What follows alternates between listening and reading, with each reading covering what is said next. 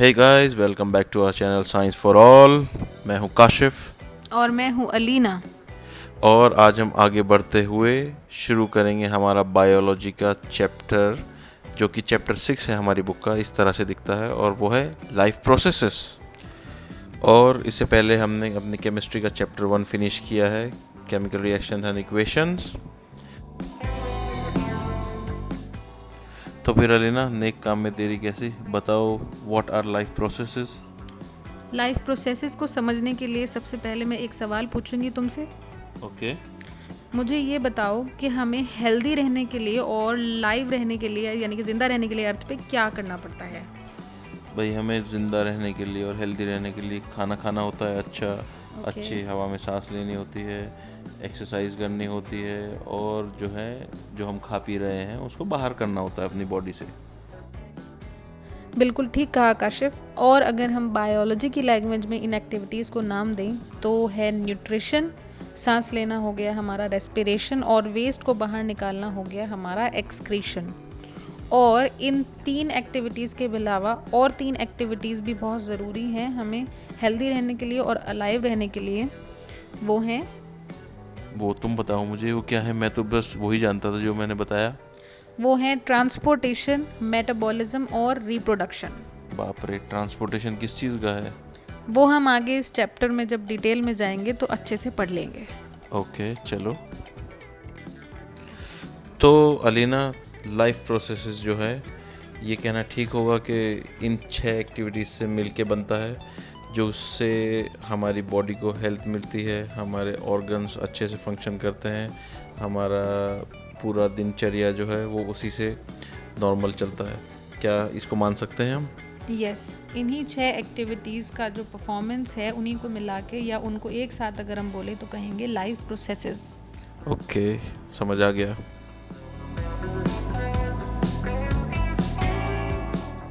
Simple सा सवाल है लेना, ये सब एक्टिविटीज़ करने के लिए क्या चीज़ें लगेंगी हमें? हमें इन 6 एक्टिविटीज़ को करने के लिए, जैसे कि सांस लेने के लिए, खाना खाने के लिए, एक्सक्रीशन के लिए और बाकी सब के लिए ज़रूरत होगी एनर्जी की। एनर्जी तो सब चीज़ के लिए चाहिए ही होती है। यस। काशिफ, मुझे ये बता सकते हो कि ये एनर्जी कहाँ से आ रही है हमारे पास?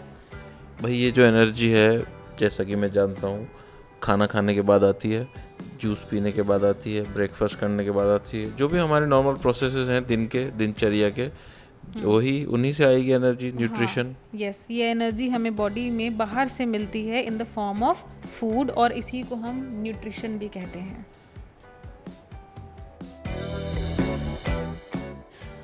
काशिफ, क्या तुम जानते हो ये जो एनर्जी और ये न्यूट्रिशन जो है, जो बाहर से हमें मिल रहा है, ये कई तरह का होता है। अच्छा, मुझे तो नहीं पता था। और बॉडी में जब इसकी ज़रूरत है तो फिर इसको जो है तोड़ना पड़ता है ताकि एक यूनिफॉर्म फॉर्म में आ जाए, ताकि बॉडी उसको या बॉडी के ऑर्गन्स उसको यूज़ कर सकें। समझ में आता है। जैसे ब्लड चलता है तो वो एक यूनिफॉर्म फॉर्म में है।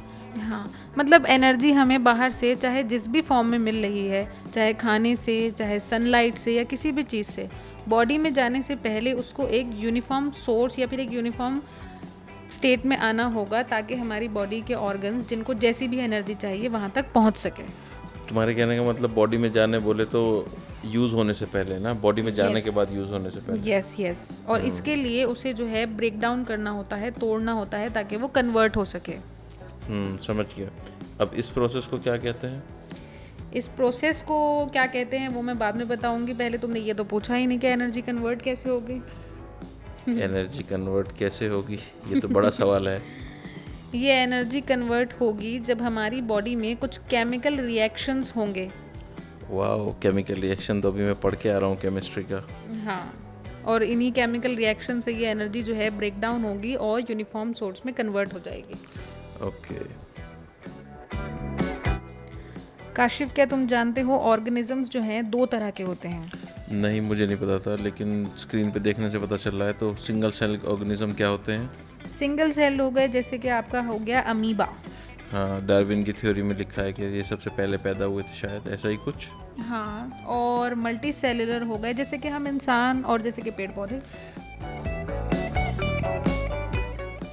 अब मेरा एक बहुत मज़ेदार सवाल है लीना, वो ये कि एक तो सिंगल सेलुलर हो गए ऑर्गेनिज्म, एक हो गए मल्टीपल वाले तो अपन लोग हैं, अपने को अपना पता है भाई कि ये 6 एक्टिविटीज़ अपन लोग कैसे करते हैं। वो है न्यूट्रिशन वगैरह और सांस लेना। अपने को मालूम है कि अपने फूड इनटेक का रास्ता क्या है, फूड एक्सक्रीशन का रास्ता क्या है, और जितनी भी हमारे जो एक्टिविटीज़ हैं अपने को मालूम है।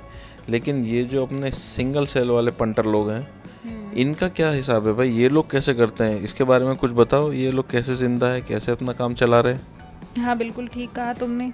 हमारी तो बॉडी जो है वो कॉम्प्लेक्स डिज़ाइन की है और हर ऑर्गन का एक अलग फंक्शन है। जैसे कि नाक से सांस लेना है, मुंह से खाना खाना हो गया, सर्कुलेशन हो गया, एक्सक्रीशन के लिए अलग पार्ट्स हैं। लेकिन सिंगल सेल्ड ऑर्गेनिजम्स की बॉडी जो है वो बिल्कुल ही सिंपल होती है। इनमें एक ही सेल होता है। इनकी बॉडी जो है सारी की सारी इन्वायरमेंट के कांटेक्ट में होती है, लेकिन हमारी बॉडी ऐसी नहीं होती। अच्छा, तो कुछ बताओ डिटेल में इनके बारे में और हमारे बारे में, क्या है क्या नहीं है। काशिफ, मैं तुम्हें बताती हूँ कि सिंगल सेल और मल्टी सेलुलर ऑर्गेनिजम्स ये 6 एक्टिविटीज़ कैसे परफॉर्म करते हैं। बताओ भाई। अगर हम सिंगल सेल की बात करें तो इनको खाना खाने के लिए कोई भी स्पेसिफिक ऑर्गन नहीं है। ये कहीं से भी खाना खा सकते हैं। हमारा तो सीन सीधा है भैया, हम तो अपने मुंह से खाते हैं। बिल्कुल ठीक। और अगर हम बात करें एक्सचेंज ऑफ गैसेस की, यानी कि सांस लेने और छोड़ने की और एक्सक्रीशन की, तो इनके लिए पास भी कोई स्पेसिफिक ऑर्गन नहीं होता है। ये बॉडी में कहीं से भी सांस ले सकते हैं और कहीं से भी एक्सक्रीट कर सकते हैं। भैया अपना तो रास्ता सीधा है, सांस लेने का, छोड़ने का, एक्सक्रीशन का कोई कन्फ्यूजन नहीं है। बिल्कुल ठीक। फिर से अगर हम सिंगल सेल की बात करें तो इनकी बॉडी जो है वो पूरी की पूरी इन्वायरमेंट के कांटेक्ट में होती है, क्योंकि इनका डिज़ाइन बहुत ही सिंपल होता है।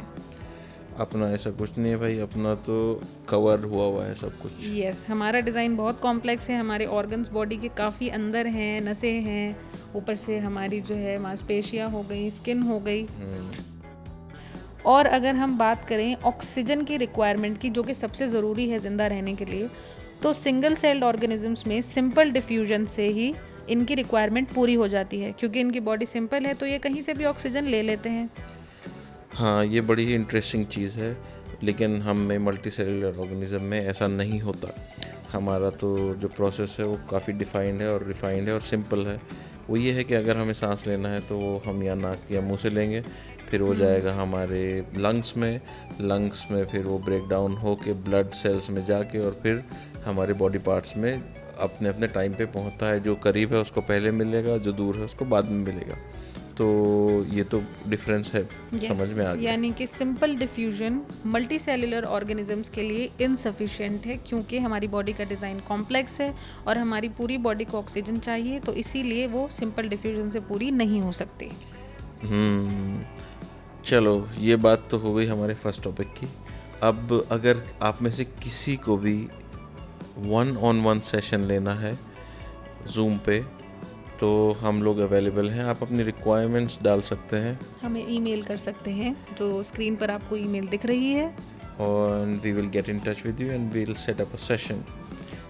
The first session definitely is going to be free of charge for you, and then after that we can look into how we will take it forward, and it would definitely go into a paid mode, but this is only for those guys who need extra help and support, but we don't genuinely like to do that. We want to make sure that people are learning and understanding from our content which is on YouTube. So guys, अगर आपको हमारी video अच्छी लगी तो please share करें, like करें, subscribe करें और देखते रहें science for all. Thank you. और हमारी अगली वीडियो का इंतज़ार करें, क्योंकि हम अगली वीडियो में पढ़ेंगे न्यूट्रिशन के बारे में डिटेल में. Okay, thank you.